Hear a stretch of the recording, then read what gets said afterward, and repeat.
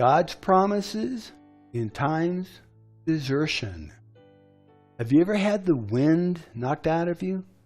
Maybe when you were a child, a bully came up to you and hit you in the stomach, leaving you unable to breathe. It is a terrifying feeling. Sometimes things happen to us that leave us feeling helpless and like we're going to die.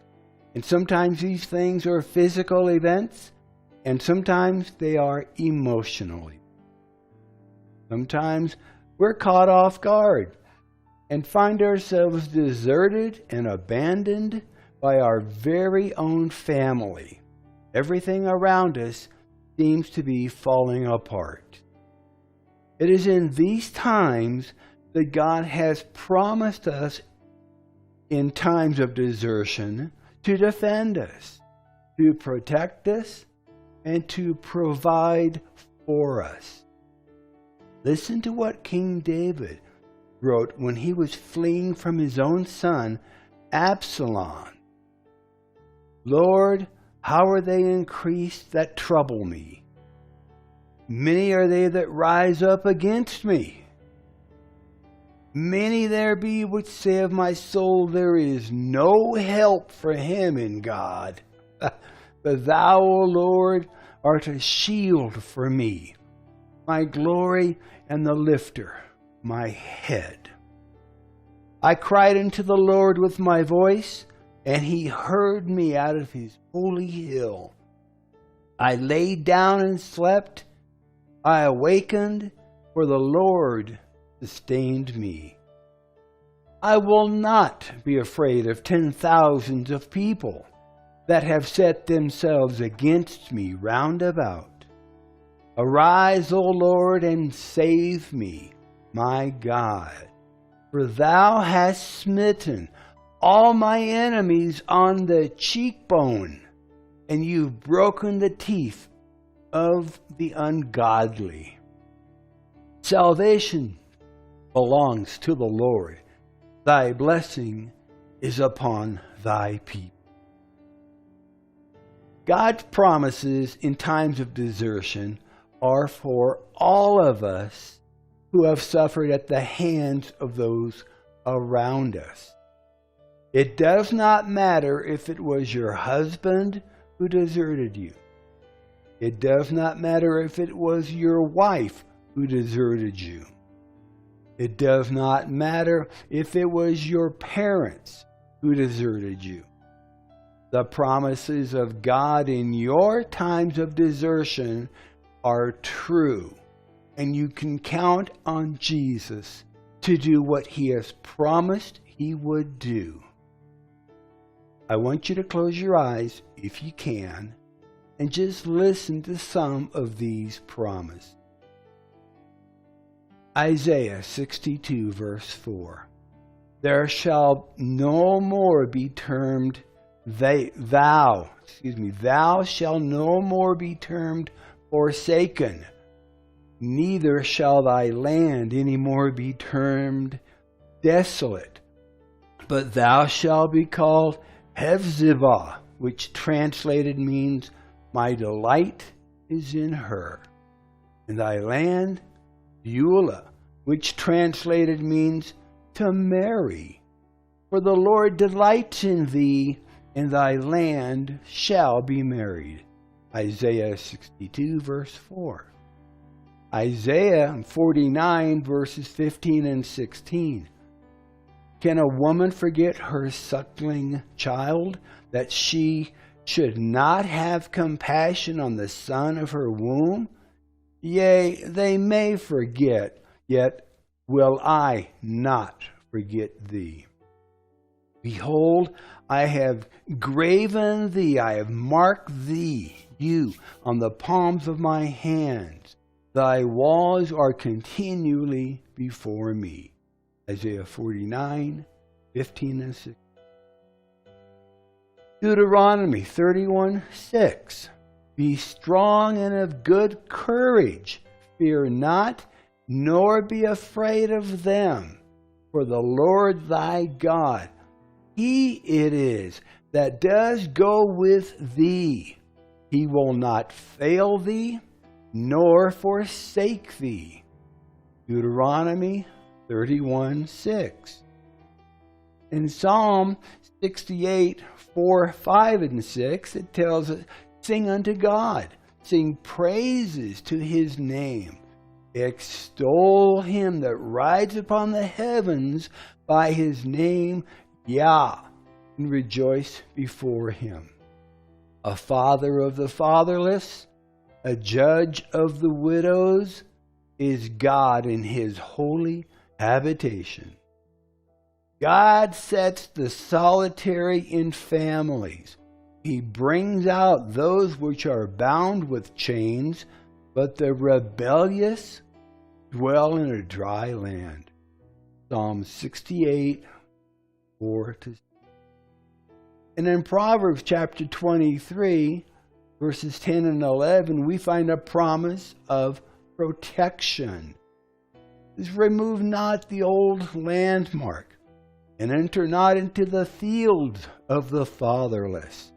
For their Redeemer is mighty. He shall plead their cause with thee. Proverbs 23, verses 10 and 11. In Jeremiah chapter 49, verse 11. Leave thy fatherless children. I will preserve them alive. And let the widows trust in me. Jeremiah 49:11. Deuteronomy 10:17 and 18 says, for the Lord your God is God of gods and Lord of lords, a great God, a mighty and a terrible, which regards not persons, nor takes reward.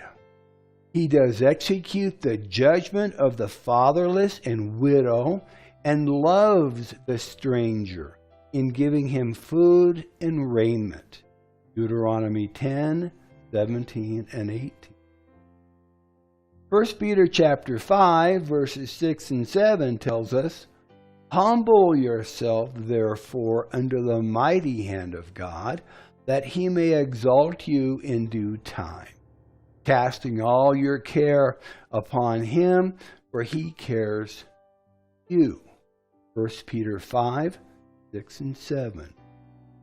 In Psalms 37, verses 23, 24, and 25, says, the steps of a good man are ordered by the Lord, and he delights in his way.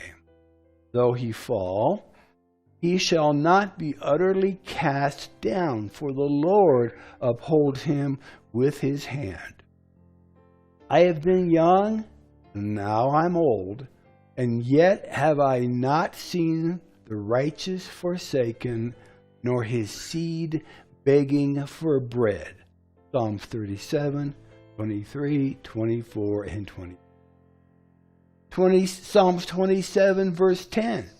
When my father and my mother forsake me, then the Lord will take me up. Psalms 27, 10. Deuteronomy chapter 4, verses 29 to 31.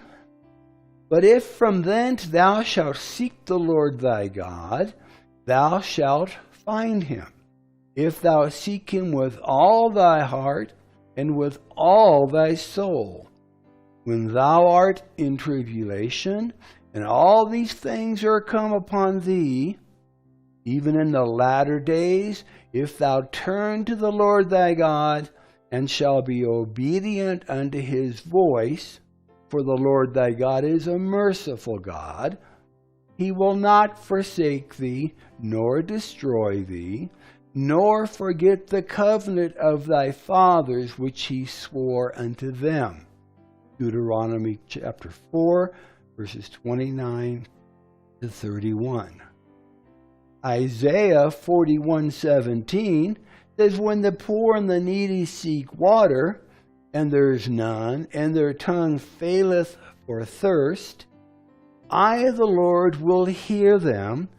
I, the God of Israel, will not forsake them. Isaiah 41, 17. In Psalm 43, verses 4 and 5, then will I go into the altar of God, unto God my exceeding joy. Yea, upon the harp will I praise thee, O God, my God. Why art thou cast down, O my soul, and why art thou disquieted within me? Hope in God, for I shall yet praise him, who is the health of my countenance and my God. Psalms 43, verses 4 and 5. 1 Samuel 12:22 assures us that the Lord will not forsake his people for his great name's sake, because it has pleased the Lord to make you his people. 1 Samuel 12:22. Over in Romans 8:31, what shall we then say to these things? If God be for us, who can be against us? Romans 8:31.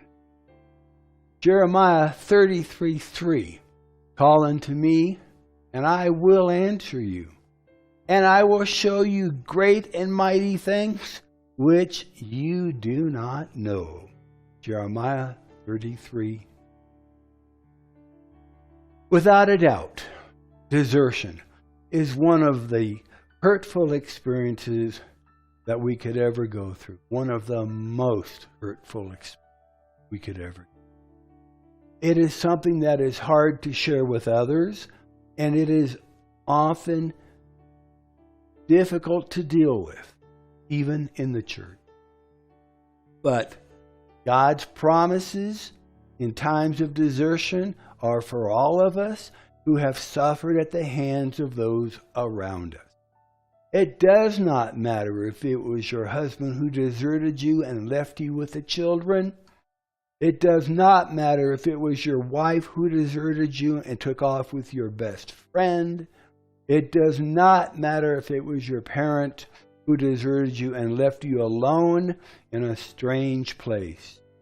The promises of God in your times of desertion are true, and you can count on Jesus to do what he has promised he would do, because he is not a man that he should.